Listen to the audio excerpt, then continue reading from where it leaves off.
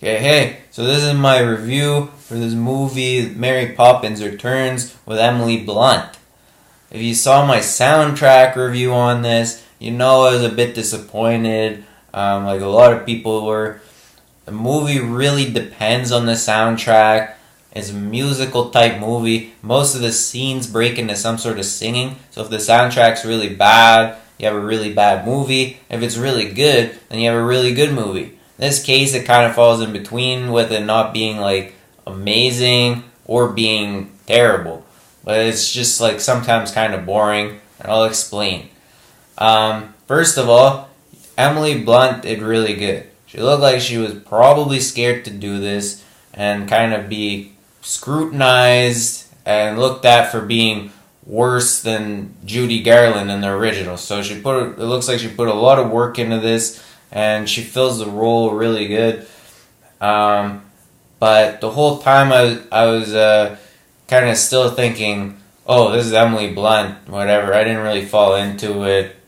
But then you had like this Ben Whishaw, then you had the kids and Colin Firth, and I think Streep was in it too, and they were pretty good too. You really believed this Whishaw was the dad, even though he was really young. The kids were really fun kids, and Colin Firth could have been meaner, but he did the job. And then you had Streep, who played like this Russian or something. I didn't even know it was her until after the movie.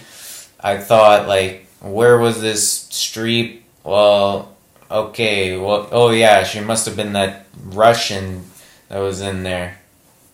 But then you had this Manuel Hernandez, or whatever his name is. He was terrible. He's known for like this Hamilton. This wasn't Hamilton, and he failed like miserably. I don't know. A lot of people might not like this, but it's the truth. His lines were good, but he just wasn't like likable enough or like dislikable enough. He was like more like boring.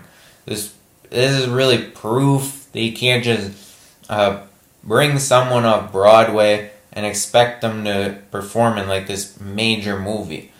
He probably got really good on Broadway after like rehearsing his part like 10,000 times, but you could tell he just didn't like nail the lines in this movie, and he didn't seem to bring any character into the role. I kind of fell asleep actually when anytime he'd come on. I can't really criticize him enough. It was probably one of the worst like musical performances I've ever seen, and it made me want to walk out of the movie. He's saying like these really good lines, but when he would sing them, you just didn't care. It seems like this was like a look kind of casting, where he was cast based on his looks. With like the black people, if they were cast in the movie, they kind of throw someone in there that looks different. He never should have made it past like the casting, because he doesn't have the skill to carry $100 million film. He should just really just go back to Broadway, because you don't just throw someone in there that doesn't know anything about movies into $100 million film. And the whole time you could tell he just looked really new, and he didn't like blow up into this role. This was his first time in a movie like this. I think a big movie like this, and I think he should have had something else to start it out with. Some people I think can come in and take over the screen, but he's not one of those people, and you could see that, and it kind of reflected in the movie and carried it down, because this was a huge role. This was a role playing next to Emily Blunt, the guy character. He was in a lot of the scenes in the movie, and you really were paying attention to him a lot of the time, and that role like kind of made it was kind of like this make or break role for the movie, and it was easy to break, and it was hard to make. and I think he broke it.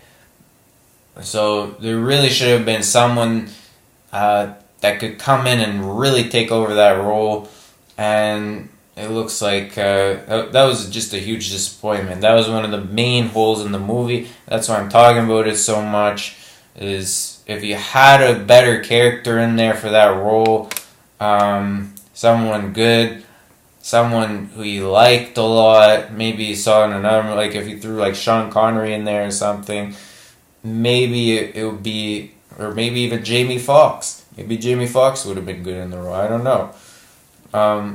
But somebody could have done probably a better job there, and it would have been a good movie. And it just had to be someone you liked more.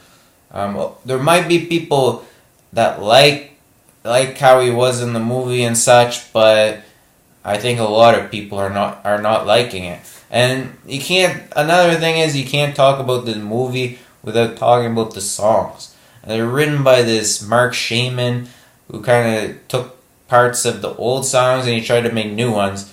It seemed like the songs in this movie were just too much. There were just way too many words in the songs, and they just weren't that catchy. They weren't bad songs at all. They weren't bad, but they were okay. But they weren't like this amazing songs that you thought of when you thought of the Mary Poppins original movie.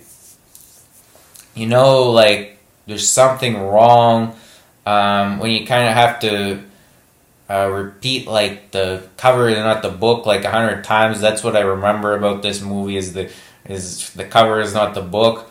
I don't remember this song, but I remember the words because they said them like how many times. I don't know how many times they said it, but they said the cover is not the book, so just too many times. And there's usually, when you think of a song, there's like that like the beat in your head or whatever. To me, it's just the cover is not the book. I don't remember like whatever the beat was in the background. Maybe if I try to remember, I'll remember, but it doesn't just pop into my head like some songs. Then you had the visuals that were very good. That was like extremely good. It was like excellent work from whoever's making the movies look like this. Like with these Disney movies, it's really like the main reason to come to the Disney movies, because they just look so good. It might have been like one of the main things that kept me like from falling asleep in the movie. And then you had the old animations where they kind of mixed these people and animations. That was really cool, and everything was really detailed, and you could tell it was really well done. So if you're looking for a good movie, you can probably watch this, but forget about the classic 54 years ago. That one's still better, and don't expect too much from this movie. The best thing I can say about this movie, and I was just leaving it for last, is that there was this kid at the end when we were walking out of the movie that said that she screamed like that this movie was so much better than The Grinch. And she was like, "Oh, this was better than the Grinch," right when we were walking out the door. And I think that she might have been right. If you're looking for a movie that's better than The Grinch, then watch this movie. And check out my other videos. That's it for this.